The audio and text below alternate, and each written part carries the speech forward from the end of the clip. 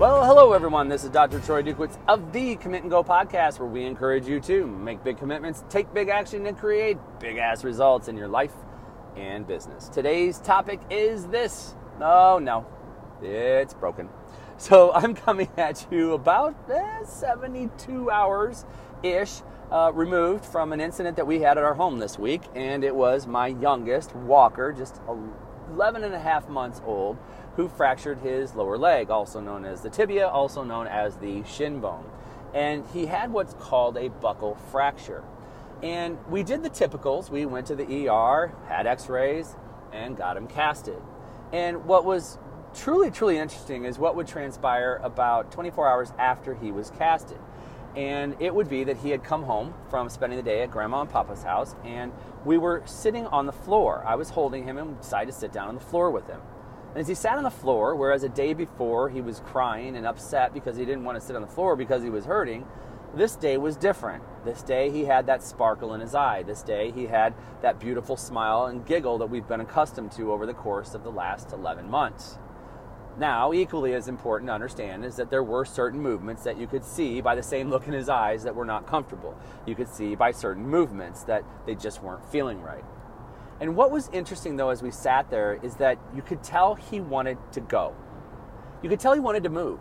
You could tell it's like, okay, man, I'm back. I want to figure this out. I'm going to do what I need to do here so I can play. And so as he sat on the floor and he tried to start moving because he wanted to get on his belly so he could start crawling, he got stuck. And he got stuck because, well, the kid had a cast on his leg. And he's never had one before and didn't know how to maneuver with that cast. So as I slowly tried to help him, not all the way throw his leg over, but just tried to nudge his leg to give him some direction in knowing where he needed to go to be successful at what he was attempting to do. And as we rotated his body and as we dropped that leg over the cast, he was then able to lay on his belly, at which point he took off. He hopped up on all fours and he began to crawl, going after his toys and eventually even trying to stand up. Now, what's so interesting about this is that he needed the nudge. It was just a nudge in the right direction. And then he took off. He did not use the cast as an excuse not to do anything. He did not use the cast as a reason not to try to stand up. He did not use the cast as a reason to not crawl to get to where it is that he wanted to go.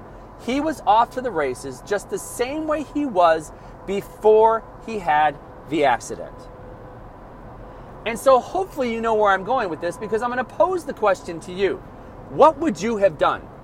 Because I can tell you that what many people will do is they will use an injury as an excuse. But he doesn't even know what an excuse is. He has no idea what it even means to have an excuse. What he knew is that he wanted to play with toys. What he knew is that he wanted to move. What he knew is that he wanted to explore. He wanted to crawl. He wanted to stand up. He wanted to see what his brothers were doing. So there was no excuse popping into his head, only a result that he was working towards. And so as we reflect on our own lives, we've had much lesser things happen to us that we allow to be excuses and reasons for not following through and doing things that we said we were going to do. Even myself, and I don't say this to be impressive, but I still got up early the next morning, even though we had a brutal night before. I still got up early the next morning and went through my what's called a Core 4, a morning success ritual, power hour, whatever you want to call it. I still went through my routine. I'm not going to use his injury as a reason for me not accomplishing something. I'm not going to use that injury as an excuse for me not to do the work. My family needs me to show up, and they need me to show up every single day. So I get up early so that it doesn't encroach on the time that I have with them. And I do the work. I do the work so that I can lead, not just by my words, but by my actions. So where I could have used it as an excuse, it wouldn't have gotten me results. I didn't. And where he could have used it as an excuse to not crawl around, he didn't. The question ultimately becomes this: if you were in the same situation, what would you have done? Would you have been the person who, because your child was injured, you would have used it as an excuse to not do things, to not get things done? Or would you have been the person who would have found a way to get things done because you know that you have to do everything you can to be there for your family and take care of yourself so you can continue to lead?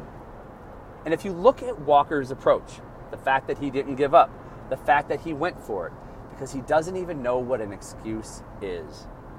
Imagine if you were to look at your life right now across body, being, balance, and business, and you didn't know what an excuse would look like. You didn't know what a story would look like. You just had a ruthless commitment to big-ass results in your life. What would that look like for the rest of this week? What would that look like for the rest of the month? And hell, even the rest of the year? I don't know what that answer is for you, but I know what it is for me.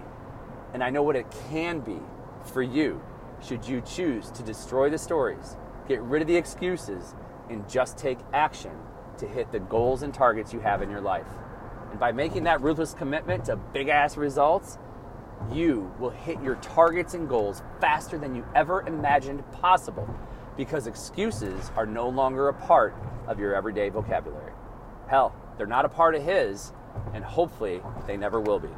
That's all I've got for you here today, folks. Hey, if you haven't already, head on over to iTunes, Google Play, or Stitcher, and hit that rate, review, subscribe button. I don't know if there's 3 or 4 or 8, but hit those buttons, rate and review this podcast, and even make sure you go ahead and subscribe. And if you haven't already, man, send this off to your friends and loved ones that you think could benefit from the fire I deliver here Monday through Friday every single week.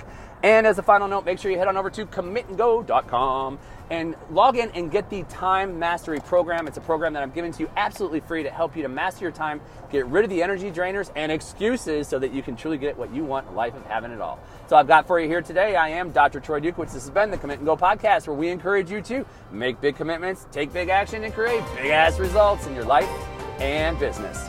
We'll hear you next time. Bye-bye.